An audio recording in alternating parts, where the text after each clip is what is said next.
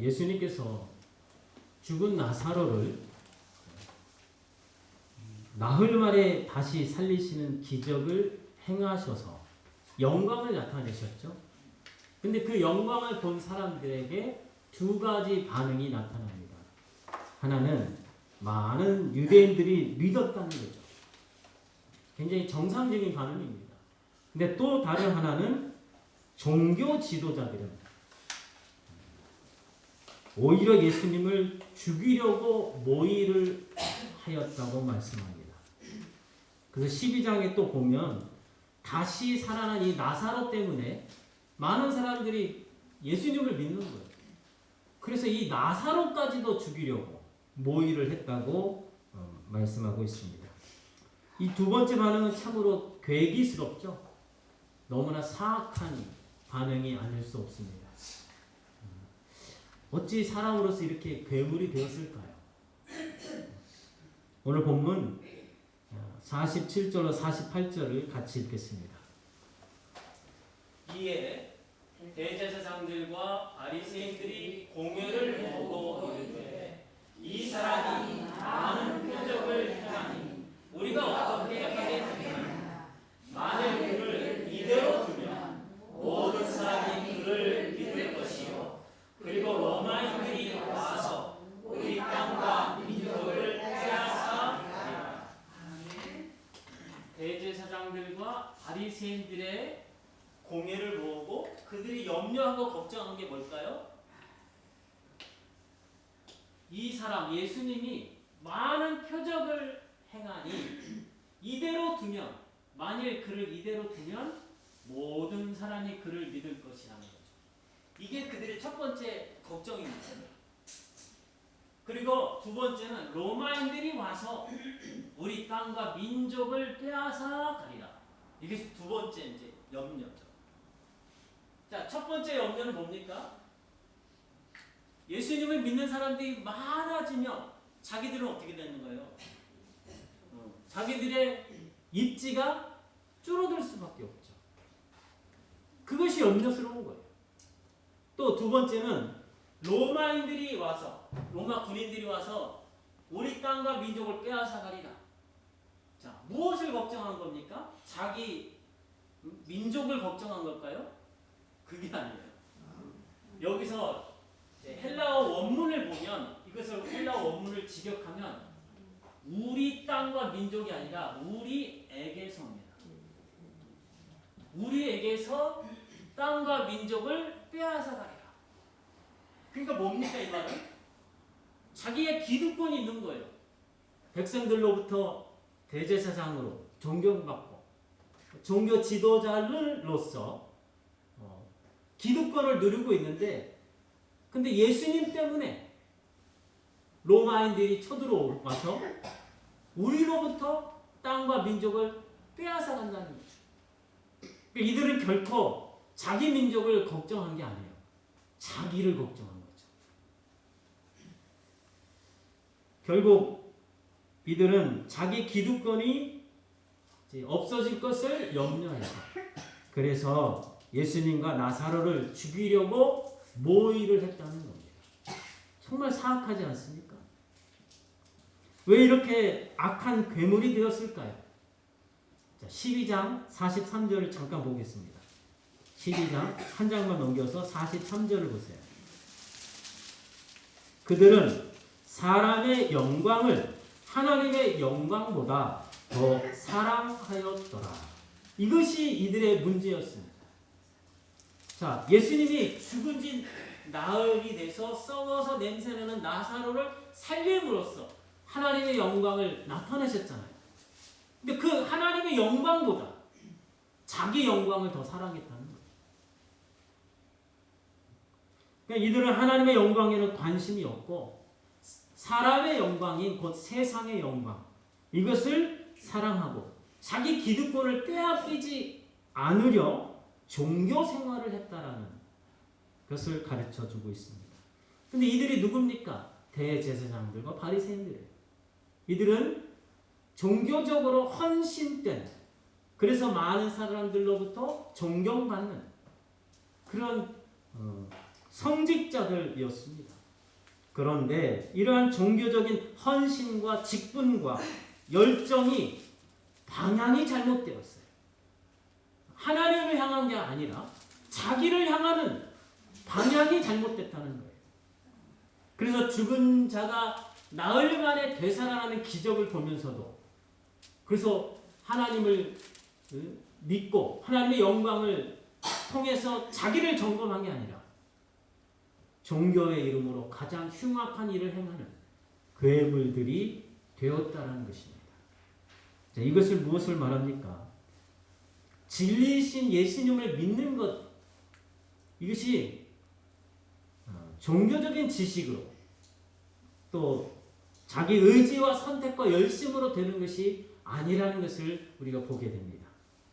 다시 말해서 예수님을 믿는 것은 인간의 어떤 능력과 노력으로 되어지는 것이 결코 아니라 전적으로 하나님의 은혜로만 되어진다는 사실을 기억하시기 바랍니다.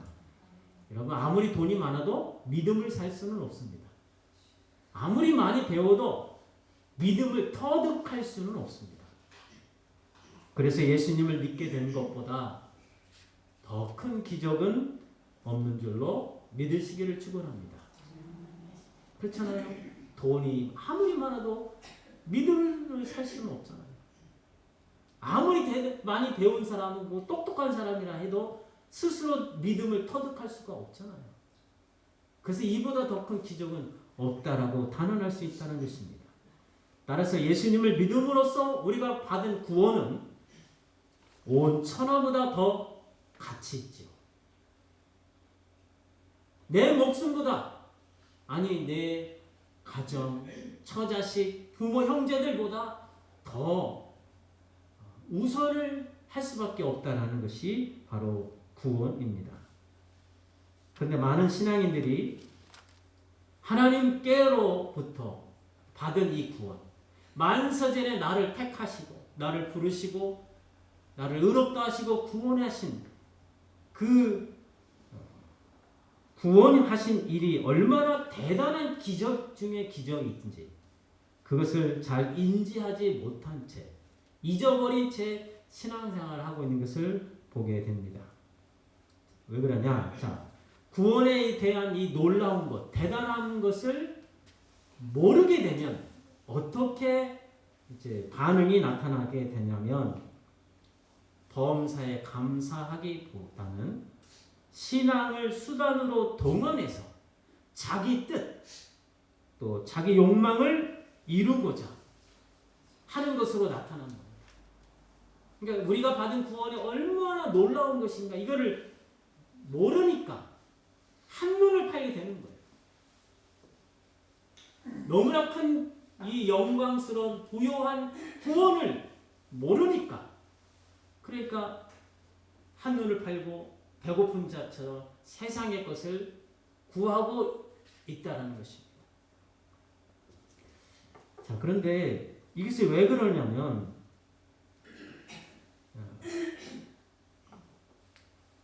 우리가 구원을 통해서 받는 효과, 구원을 통해서 받는 그런 부요함, 이런 모든 것들은 이 땅에서 누리는 게 아니기 때문에 그렇습니다. 장차 하나님의 나라 가서 그때서 온전하게 누리게 된다는 거예요. 다시 말해서 구원의 효과가, 구원의 효력이 당장에 믿는 순간, 구원받은 순간 나타나는 것이 아니라 약속으로만 받은 채 장차 누리게 된다는 것이죠. 그래서 이 갭이 있잖아요. 간격이 있어요.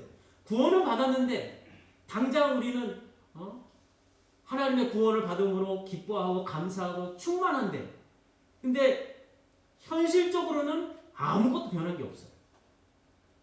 여러분, 우리가 구원받았다 해서 그 순간부터, 구원받은 순간부터 내 사업이 다 잘 되고 우리 자녀들이 다 잘 풀리고 모든 일이 내가 원하는 대로 내 뜻대로 다 이루어진다면 얼마나 좋겠습니까? 그러지 않잖아요.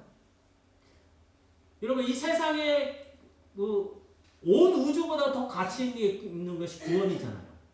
그렇게 놀라운 구원, 그렇게 부유한 구원을 받았는데 우리 삶의 현실은 그렇지 않다는 거예요. 이게 갭이 이렇게 발생하는 거죠. 그 속에서 우리는 이 구원의 가치를 모르니까 이거에 대한 구원의 부유함에 대한 무지 때문에 자꾸 어떻게 해요? 보이는 것, 손에 잡을 수 있는 것, 세상에 눈이 빼앗긴다는 거예요. 그래서 어떻게 합니까? 자꾸 뒤돌아보는 신앙 생활을 하게 되는 거죠. 그래서 우리가 믿는다 하면서도 이 구원의 가치를 모르면 이 신앙을 동원해서 어떻게 해요? 세상의 것을 구하는 어리석은 신앙인이 될 수밖에 없다라는 것입니다. 여러분, 우리가 받은 구원, 예수님을 통해서 받은 그 구원이 우리를 전적으로 만족시킬 수 없는 것이라면, 그러면 하나님은 우리를 책망하실 수 없습니다. 자, 우리가 받은 구원이 100% 내가 만족이 안 돼. 원래 안 되는 것이라면 하나님은 우리를 세상에 한눈 파는 것에 대해서 뭐라고 책망하실 수가 없다라는 거죠. 여러분, 십계명 제1계명이 무엇입니까? 너는 나 외에는 다른 신을 내게 두지 말라. 이게 1계명입니다.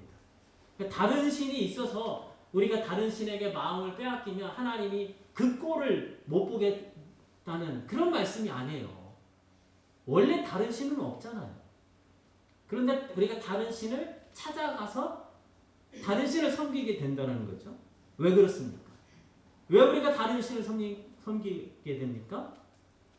하나님의 그 하나님으로부터 오는 구원의 그 만족감이 100% 충족이 안 된다면 다른 신을 찾아갈 수밖에 없죠, 우리가. 그러니까 하나님이 100% 만족이 안 되는 것에 대해서 우리가 다른 신을 찾아가게 되면 그것을 하나님 책망할 수가 없다는 거예요. 그런데 하나님은 지금 말씀하시죠. 너는 나 외에는 다른 신을 내게 두지 말라. 이 말은 뭡니까? 내가 너에게 100% 만족을 줄 수 있다라는 겁니다. 그러니까 다른 신을 찾지 말라는 거예요. 이해하시겠죠? 여러분, 제1계명은 하나님은 우리 모두에게 온전한 구원과 완전한 만족과 영원한 기쁨이 되시기 때문에 다른 신을 찾을 필요가 없다라는 말씀인 줄로 믿으시기를 축원합니다. 그래서 로마서 8장 32절입니다. 로마서 8장 32절 같이 읽습니다. 만일 하나님이 우리를 위하시면 누가 우리를 대적하리요? 자기 아들을 아끼지 아니하시고 우리 모든 사람을 위하여 내주시니가 어찌 그 아들과 함께 모든 것을 우리에게 주시지 아니하겠느냐. 여러분, 우리가 받은 구원이 하나님께서 우리 구원을 주실 때 그분이 단지 돈 같은 것을 치르심으로써 우리에게 구원을 주신 것도 아니고 그분에게 어떤 소중한 것이 있어서 그것을 희생함으로써 우리에게 구원을 얻은 것도 아니죠. 다른 누가 아니라 자기 아들을 아끼지 않고 우리를 위해서 내어주셨기 때문에 우리가 구원을 얻었다는 것입니다. 그러니까 우리 구원은 무엇입니까? 바로 아들을 아끼지 않고 받은 거잖아요. 그러니까 우리 구원은 예수님 짤입니다. 우리가 가격을 내릴 때 10원짜리, 100원짜리, 이건 1000원짜리다 그러잖아요. 바로 우리 구원이 예수님 짤이라는 거예요. 그러니까 우리 구원이 얼마나 그 가치를 가늠할 수 있겠습니까? 없다라는 거죠. 그만큼 우리가 받은 구원은 너무나도 대단한 것이고 가치 있는 것이고 영광스러운 것이라는 말씀입니다. 그래서 이 로마서 8장의 이 말씀은 우리 구원이 얼마나 가치 있고 영광된 것인가를 말씀해 주고 있는 거예요. 자, 에베소서 1장 3절을 또 읽겠습니다. 하나님께서 그리스도 안에서 하늘에 속한 모든 신령한 복을 우리에게 주시되. 자, 하나님이 우리에게 복을 주셨어요. 근데 복은 신령한 복이라고 말씀합니다. 그리고 이 복이 신령한 복이 돼. 복의 범위가 뭐냐? 모든 것이에요. 그러니까 모든 복을 주셨다는 겁니다. 이미 주셨다는 거예요. 누구를 통해서? 예수 그리스도 안에서 이미 우리에게 주셔야 할 복을 남기지 않고 다 주셨다는 거예요. 근데 이 우리가 받은 이 복은 땅에 속한 것이 아니라는 거죠. 하늘에 속한 것이에요.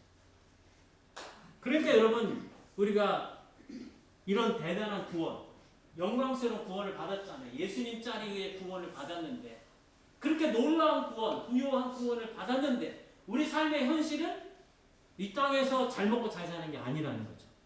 뭐예요? 하늘에 속한 거예요. 우리가 받을 복은 다 하늘에 속한 거예요. 신령하다는 것은 무엇입니까? 자연적인 것이 아니라는 거예요.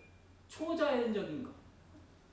그러니까 자연적인 이 땅의 것이 아니라 하늘의 것, 초자연적인 것. 그것을 우리가 받았다는 겁니다. 이것이 우리가 받은 구원의 속성이죠.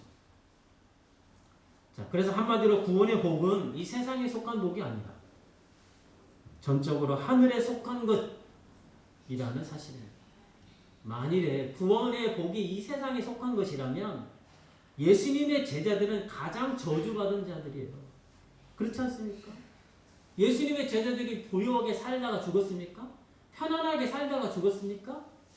죽을 때도 순교를 당했잖아요.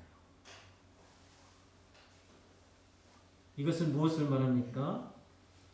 구원의 효과는 즉각적이지 않고 장차 하늘에서 온전히 누리게 된다는 사실을 우리에게 가르쳐 주십니다.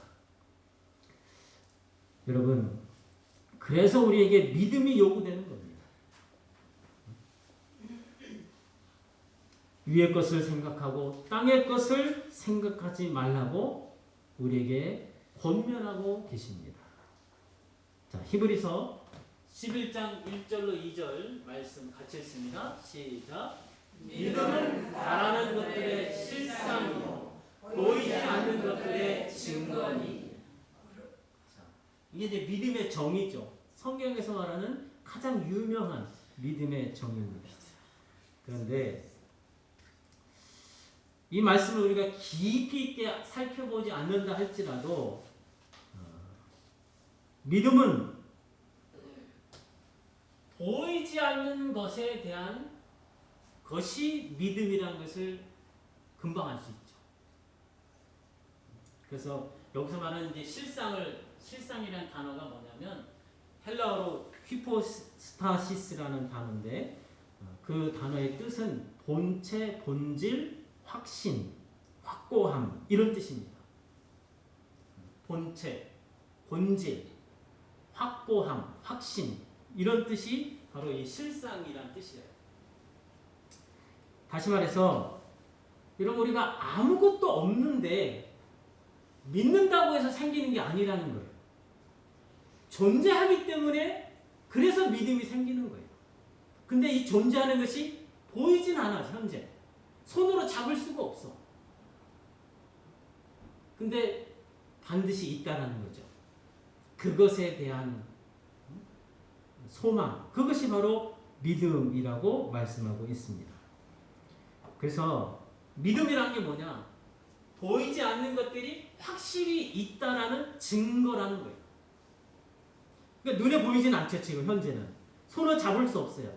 그래서 우리에게 믿음이 있다는 건 뭡니까? 그것이 있기 때문에 믿을 수 있다는 거예요. 없다면 아무리 믿어도 생길 수가 없어요. 그렇지 않습니까? 없는데 믿습니다. 믿습니다. 그런다고 만들어지나요? 우리는 창조주가 아닙니다. 그래서 우리가 사는 이 세상에서 있는 동안에 볼 수 없고 손에 쥘 수 없지만 그러나 장차 하늘에서 반드시 누리게 될 것이다 라고 이제 확신하며 사는 것, 이것이 바로 믿음이라는 것입니다. 근데 이제 이 믿음에 대한 많은 분들이 오해가 있습니다. 뭐냐면 이 믿음을 내가 바라는 것들의 실상이라고 믿는 거예요. 여기에다가 오해가 뭐냐면 내가 바라는 것들에 대한 실상이라고 오해를 하고 있다는 것입니다. 그래서 이게 말이 뭐냐면 내가 바라는 것이 무엇이든 간에 내가 믿기만 하면 얻을 수 있다라고 오해를 하는 거죠. 그러나 이것은 믿음이 아니라 자기 암시죠. 자기 암시. 이게 성경적인 믿음이 아니라 자기 스스로 만든 신념입니다. 여러분, 성경적인 믿음은 무엇입니까? 믿음은 로마서 10장 17절입니다. 우리 같이 읽겠습니다. 시작. 그러므로 들어야 믿을 수 있고 그리스도를 전하는 말씀이 있어야 들을 수 있습니다. 이 공동 번역으로 제가 기록 이렇게 써드렸는데, 믿음은 들음에서 나며 들음은 그리스도의 말씀으로 말미암느니라. 그러니까 성경적인 믿음은 뭐냐? 내가 원하고 내가 바라는 것, 그것을 주실 줄도 믿습니다. 그게 믿음이 아니라 그리스도의 말씀, 그것을 들어야 믿음이 있을 수 있다는 거예요. 그러니까 우리의 믿음은 말씀에 근거한 것만, 그것이 성경적인 믿음이라는 거죠. 여러분, 이것을 오해를 하니까, 내가 바라는 것이 믿음이라고 오해를 하니까 신앙의 타락이 발생하게 됩니다. 그래서 어떻게 돼요? 하나님이 약속하지도 않았는데 스스로 믿는 거예요. 하나님 주실 줄로 믿습니다. 근데 이제나 저제나 주실까 기다려봐야 안 주시거든요. 그럼 어떻게 해요? 혼자 김치국을 발컥 마시고 벌컥 마시고 혼자 하나님 왜 안 주셔요? 시험에 드는 거죠. 혼자서 자기가 믿고 혼자서 시험에 들고 혼자서 이제 교회를 떠나는 그런 일들이 있다라는 거죠. 그러나 믿음은 반드시 그리스도의 말씀에 근거한 것이 믿음이고 이것이 우리를 구원해 내는 줄로 믿습니다. 그래서 신앙인의 만족함은, 우리의 만족은 이 세상에 있는 것이 아니에요. 세상으로부터 오는 것이 아닙니다. 오직 하늘의 하나님으로부터 온다고 성경은 말씀해주고 있습니다. 그래서 고린도후서 3장 5절에 우리의 만족은 오직 하나님으로부터 나누니라, 이렇게 말씀하고 있습니다. 여러분, 이 세상에 부귀 영화를 가장 많이 누린 사람이 있다면 누굴까요? 솔로몬이죠. 솔로몬은 정말 자기가 마음에 원하는 것을 금하지 않고 절제하지 않고 모든 것을 누리고 온 사람입니다. 근데 그의 마지막 말이 무엇입니까? 눈은 보아도 족함이 없고 귀는 들어도 차지 않는구나. 만물의 피곤함을 말로 다할 수 없다. 그러면서 뭐라 그럽니까? 바람을 잡는 것처럼 다 헛되다, 이렇게 얘기합니다. 그래서 전도서에 그렇게 기록되어 있지 않습니까? 헛되고 헛되니 모든 것이 헛되다. 그것이 제가 그렇게 했다면 여러분이 웃으실 수도 있어요. 근데 솔로몬이 하는 거예요. 모든 걸 다 누려본 솔로몬이 그렇게 고백을 한 것입니다. 여러분, 세상에 어떤 것을 얻을지라도 우리 인간을 만족해 할 수 없는 줄로 기억하시기를 바랍니다. 이것을 알고 사는 사람이 지혜가 있다, 믿음이 있다 라고 말할 수 있는 겁니다. 자, 갈라디아서 6장 8절 말씀 같이 읽습니다. 시작.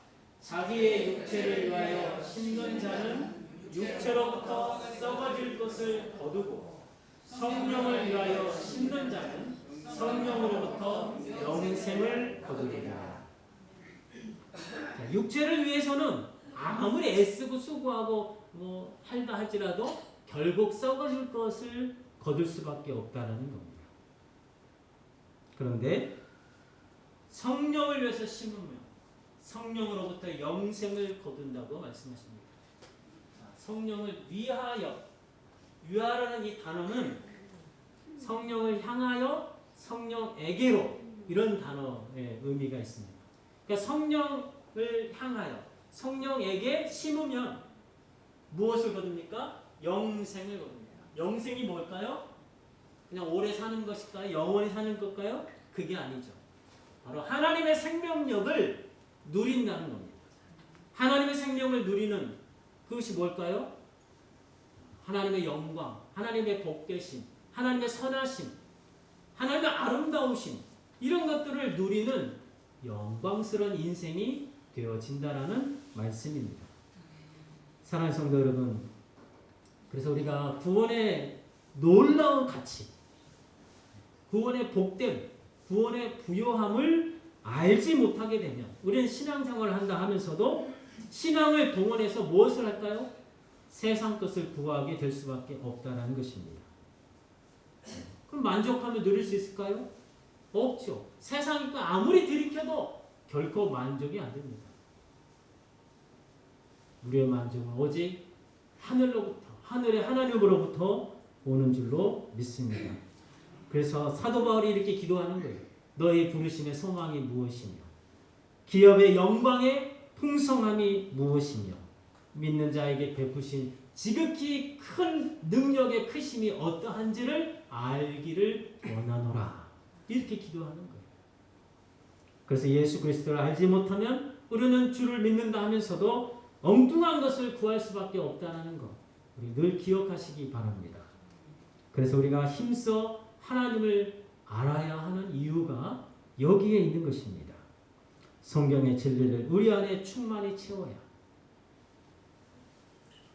하나님의 말씀을 들어야 믿음이 생기는 거예요. 그래야, 믿음이 생겨야 하나님으로부터 우리가 영생을 거두게 되는 것입니다. 여러분 모두가 성령을 위하여 성령에게로 심는 자들이 되셔서 성령으로부터 하나님의 생명력으로 풍성한 것들을 다 누리는 복된 인생 되시기를 주님의 이름으로 축복합니다.